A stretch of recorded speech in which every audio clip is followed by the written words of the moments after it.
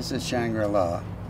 Yeah. Tell yourself that. Yeah, well, this isn't. Carry No, that this thought. is my palace. It has a warm feeling. It's friendly. You know, people say hi, and there's activity going on. Everything about it, it's clean, it's fresh, and joyful. This is paradise. Sitting out here in this courtyard, it is so beautiful. You have serenity. When you have serenity, you're content. You don't look down one corridor and see wheelchairs or see, you know, people at their door. There's activities happening and things are going on. Some call it retirement royalty. She feels like a queen here. A place where the golden years are lined with laughter, beauty, and dignity. From gardens to golf, Encinitas to Rancho Bernardo, it's senior living steeped in the Jewish tradition. Well, I think that certainly it's a very important commandment, honor thy father and thy mother. And at Seacrest Village, there is honor with aging. Thanks to those who have honored their own parents, people just like Frank and Lee Goldberg. Well, I think it's one of the most important things is to give back to the people that provided it for you, and that's our senior citizens. For the Goldbergs, Seacrest is a growing family tradition. Lee's parents, Frank and Goldie Winnicky, were founders. The Encinitas campus has a 92-apartment residence bearing Frank and Lee's name. They're pillars. I mean, they are amazing people. They have dedicated so much of their time and resources to us. But perhaps most important to the Goldbergs, the fact their children are following in their philanthropic footsteps. It's important that it go from generation to generation. It's a legacy that represents an emotional journey. We have to have people to take our places, and then they have to have people to take their places, and the need is always greater, so it takes more people. I mean, it's a never-ending process. Thankfully, they're not the only ones who understand. Well, she always says I robbed the cradle. After 68 years together, Mel and Betty Cohn know something special when they see it. My mother was in a nursing home in Oakland, California, many, many years ago. It was really not a real nice place.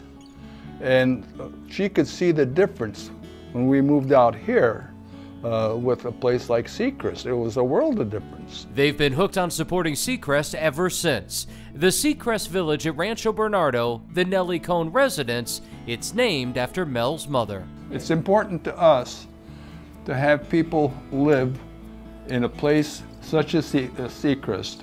Well, they'll be happy. Will they be happy? And even if they can't afford it, they should be supported. And making it possible for those seniors to still move in is the challenge Seacrest continues to meet. This year alone, we're going to do about $1.5 million of charitable care. I didn't really know much about Seacrest until my mother entered, but once I saw what it did, and once we knew that people needed help, there was never a question in our minds about whether we would give. Gloria Penner Snyder's mother has since passed on, but her devotion to Seacrest has not.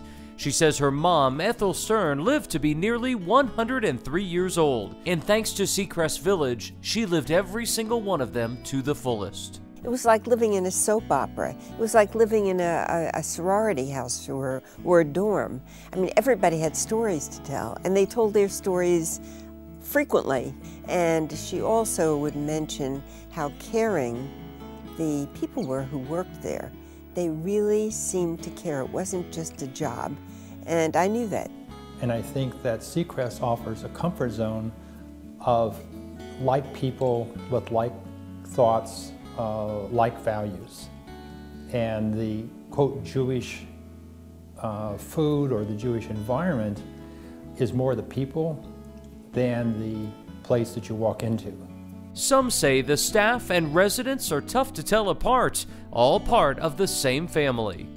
I think it's the best place in the world. This definitely applies to 90-year-old Ruth Rosen, a hybrid staff resident herself. Her husband of 47 years, Theodore Rosen, helped build Seacrest and became the first CEO. Just because you're old doesn't mean that you're not a human being, you know? And we have to get the best of care as everybody else. So that's it.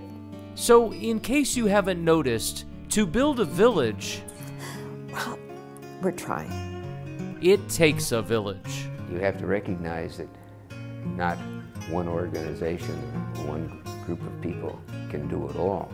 And the need is probably going to be greater and greater as time goes on. Oh, it goes on from children to grandchildren, and this is the way it has to be. The door. And with every new door comes new opportunity to be a part of something special here at the place where life's sunset is shining brighter than ever, Seacrest Village.